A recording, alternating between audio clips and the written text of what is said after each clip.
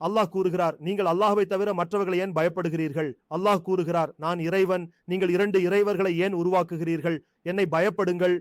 என்னை விட்டு மற்றவர்களை ஏன் பயப்படுகிறீர்கள்? என்னை தவிர மற்றவர்களை ஏன் பயப்படுகிறீர்கள்? இது குர்ஆன் சூரா நஹல் வசனம் 51, 52. பயம் பற்றிய பேச்சு நடக்கிறது. ஆனால் ஒரு குழந்தை முழுவதும் செல்ல பயப்படுகிறான். தாமதமாகினால் என்ன ஆகும்?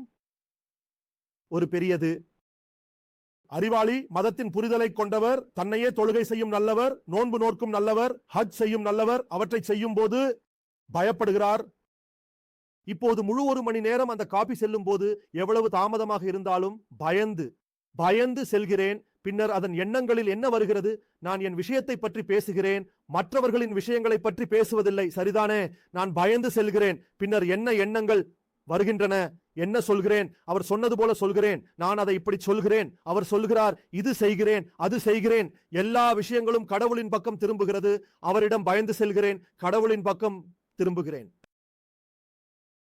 ஒரு மனிதன் எப்போதும் தனது கடவுளின் பக்கம் திரும்புகிறான். மனிதன் எதிலிருந்து பயப்படுகிறான்? தனது கடவுளிடமிருந்து பயப்படுகிறான். இப்போது பயந்து செல்கிறோம். இப்போது நாங்கள் இருக்க வேண்டும். அல்லாஹ் தங்களின் நம்பிக்கையை உறுதி செய்து பிரார்த்தனை செய்து முயற்சி செய்ய வேண்டும். நம்பிக்கை, இந்த விஷயங்களை கூறி நம்பிக்கையை நிலைப்படுத்த வேண்டும். நம்பிக்கையை நிலைப்படுத்த வேண்டும். அல்லாஹ் மட்டுமே என் தேவைகளை நிறைவேற்றும். அல்லாஹ் மட்டுமே என் கடவுள். ஒரே கடவுள், ஒரே கடவுள். அல்லாஹ் மட்டுமே அல்லாஹ், அல்லாஹ் மட்டுமே கடவுள் என்பதை நிரூபிக்க வேண்டும். இது தௌஹீத். வேறு எந்த கடவுளும் இல்லை, அல்லாஹ் மட்டுமே கடவுள் என்பதை நிரூபிக்க வேண்டும். இப்போது பயப்பட வேண்டும். லாப நஷ்டத்தின் பயம். மாணவருக்கு என்ன பயம் இருக்கும்? மாணவருக்கு இந்த பயம் இருக்கும். நான் தேர்ச்சி பெற்றேனா, தேர்ச்சி பெறவில்லை, தோல்வி அடைந்தேனா? அவருக்கு தேர்ச்சி, தோல்வி பற்றிய பயம் உள்ளது. இப்போது ஊழியருக்கு என்ன பயம் உள்ளது? வேலை போகிறதா அல்லது இருக்கிறதா? வேலை போகிறதா அல்லது இருக்கிறதா என்ற பயம். அதற்கு பிறகு என்ன ஆகும்? மாணவர் தோல்வி அடைந்தால் என்ன ஆகும்? இப்போது அவருக்கு தோல்வி அடைவதற்கும் தேர்ச்சி பெறுவதற்கும் பயம் உள்ளது. நான் சில சிறிய உதாரணங்களை பயத்தின் காரணமாக நமது தினசரி வாழ்க்கையின் பயங்களை சொல்கிறேன். இப்போது ஒரு பெண் திருமணமாகிறாள். சிறிது மாமியார் வீட்டில் பிரச்சனைகள் ஏற்படுகின்றன. இப்போது அவளுக்கு மாமியார் வீட்டிற்கு செல்லும் பயம் உள்ளது. அந்த பெண் மாமியார் வீட்டிற்கு செல்ல பயப்படுகிறாள். ஊழியர் அலுவலகத்திற்கு செல்ல பயப்படுகிறார். குழந்தை பள்ளிக்கு செல்ல பயப்படுகிறான். அவனுக்கு தேர்ச்சி, தோல்வி பற்றிய பயம் உள்ளது. அவனுக்கு வேலை இழப்பதற்கும் கிடைப்பதற்கும் பயம் உள்ளது. பின்னர் வேலை இழந்தால் என்ன ஆகும்? என் கடவுள் என்ன செய்வார்? பின்னர் எனக்கு மற்றொரு கடவுள் கிடைக்கிறாரா அல்லது கிடைக்கிறாரா என்பதற்கும் பயம் உள்ளது.